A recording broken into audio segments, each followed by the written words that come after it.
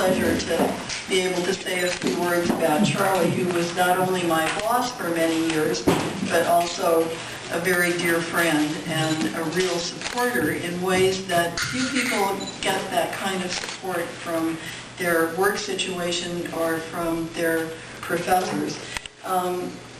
Charlie graduated from Santa Clara University. He was a native of California.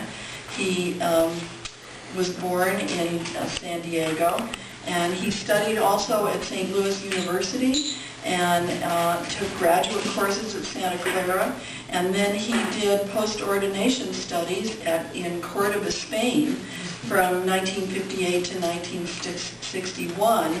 He taught at Brophy College, not Brophy College, but Brophy Prep School in Phoenix.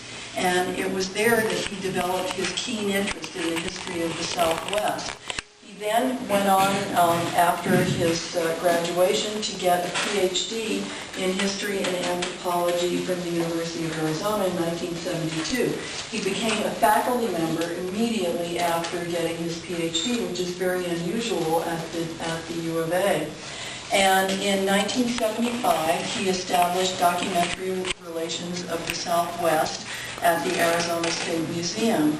And during the time that he had the office documentary relations of the Southwest, he had over 200 graduate students who worked in the office and got trained in reading 17th and 18th century handwritten Spanish documents, and in history, and in paleography, and the anthropology of the Southwest and of northern Mexico.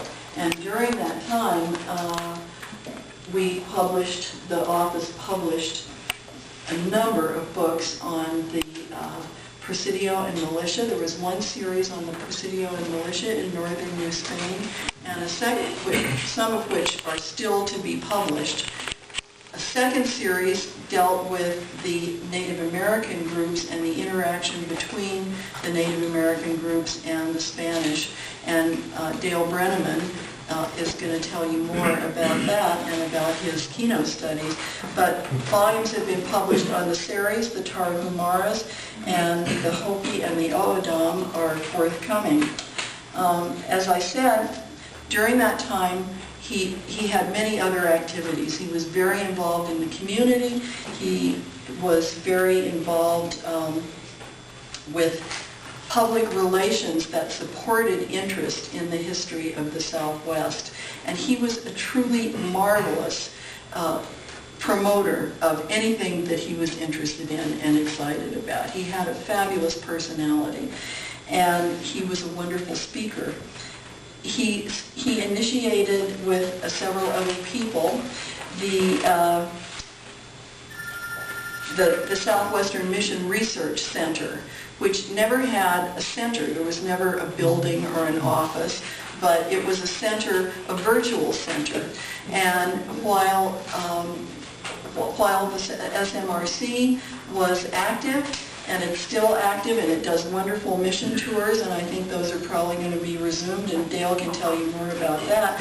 But SMRC published a newsletter periodically, not always exactly on time, but a wonderful newsletter that had all the information about scholarship, little brief summaries of all the scholarship that was going on and different events that were happening in the world of Southwestern scholarship. In any case, Charlie, I want to say a few personal memories of Charlie. The first time that I met him was on a trip that I was living in Douglas, Arizona, and we went on not an SMRC trip. It was sort of more casual and informal. It was not a mission tour.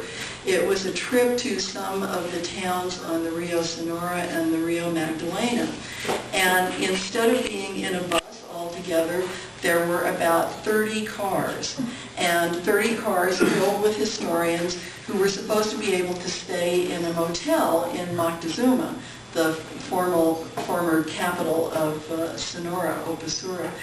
And instead of having hotel rooms, most of us, like me, ended up sleeping. I slept in the back of my pickup truck and had a few chips for dinner. Things didn't work out on this trip.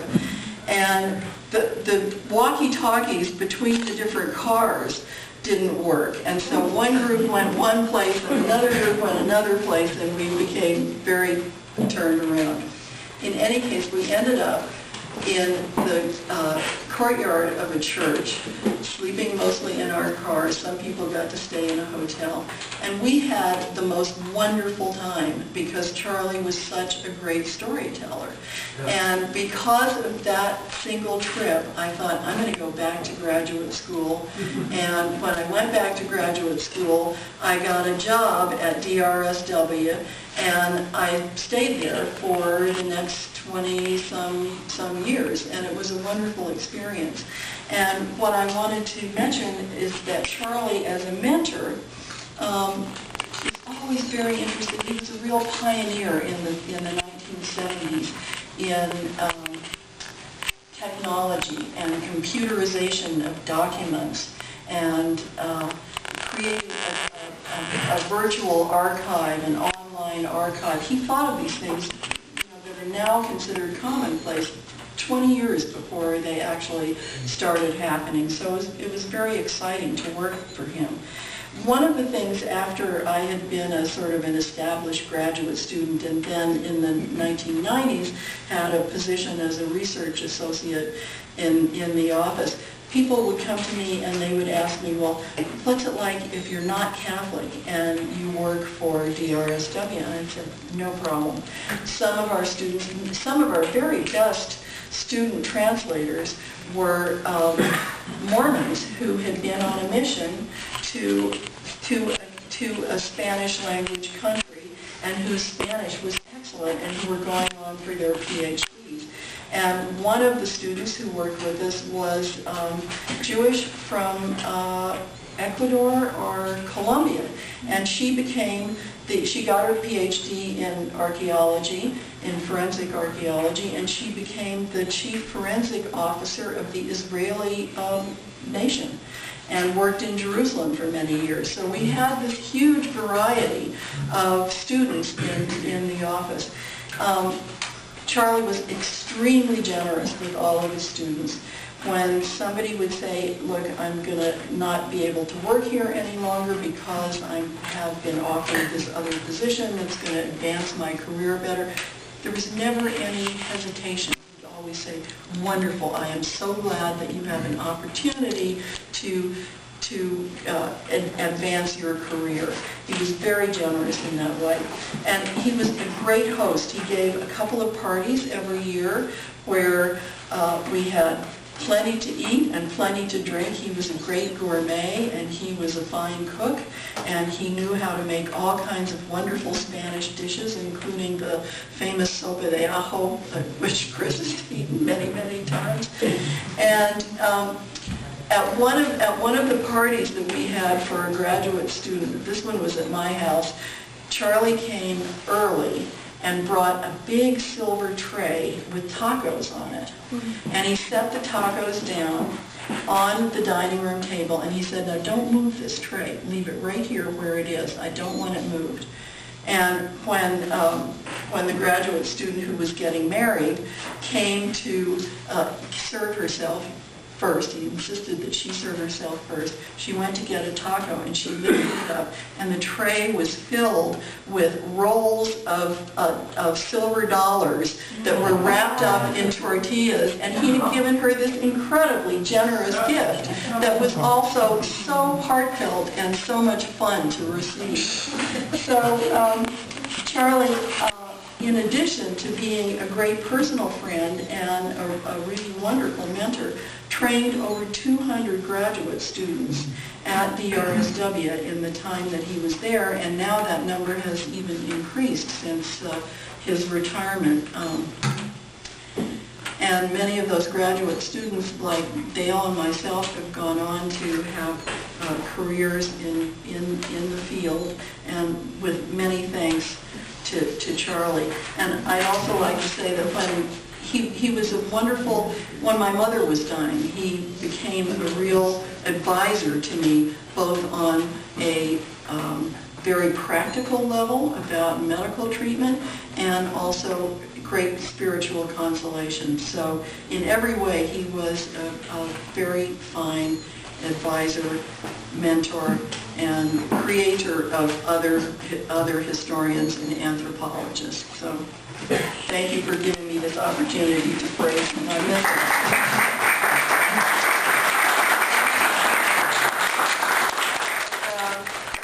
Favores Celestiales, a new translation by Father Polster, will be Dale. Dale?